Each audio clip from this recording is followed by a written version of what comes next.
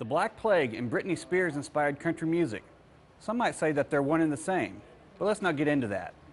Once in a great while, Hollywood will generate a country music-based movie that sets a new standard for the genre. Country Strong is not one of them.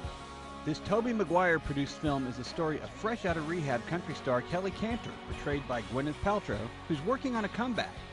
Tim McGraw is her husband and manager James. Joining the tour is Leighton Mester's Charles Stanton and Grant Headland, who portrays Bo Hutton. Shanna Fest, the writer and director of this film, has said the character of Kelly Cantor was inspired by the life of Britney Spears.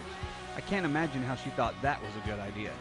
In general, this film reminded me of what most would consider a typical country song: lost love, drinking, death, and cheating.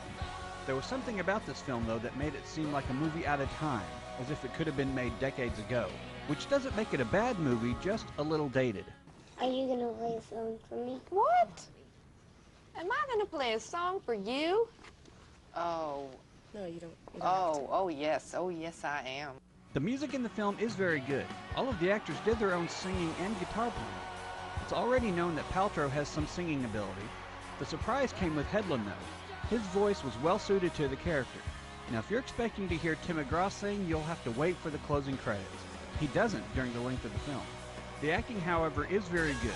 I give Country Strong 3 tickets out of 5. That's how it's done, sweetheart. Now we take a step back in time to the Crusades and the Black Plague in Europe. Nicolas Cage and Ron Perlman take on the roles of Beeman and Felsen, soldiers from the Crusades who return home to find it ravaged by the Black Plague. It's believed by the villagers that a witch is the cause of the plague. It is a curse called up from hell, brought upon us by the Black Witch. One strange aspect to the story is the fact that the character of the witch, portrayed by Claire Foy, is never given a name, not even witch. In the credits, she's listed as the girl. The beginning of the film is a bit confusing with its fast-paced string of battle scenes. This is to highlight Cage and Perlman as accomplished Crusade soldiers, but it was a little tiresome in comparison to the rest of the film. In fact, the whole movie is somewhat campy at best. The best acting comes from the unnamed character played by Claire Foy. Her performance easily outshadows that of Cage and Perlman. And having said that, it's not easy for a single actor to carry an entire movie. We believe what we want to believe. I give Season of the Witch 3 tickets. New on DVD this week is The Social Network, starring Jesse Eisenberg and Justin Timberlake, Alpha and Omega, starring Justin Long and Hayden Panettiere, and the 20th anniversary edition of Dances with Wolves, starring Kevin Costner and Mary McDonnell. For a complete list of DVDs out this week, just check out our Facebook fan page, Fox 24 Movie Night.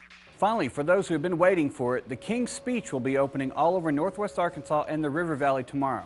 So take your pick and catch a flick. For Fox Movie Night,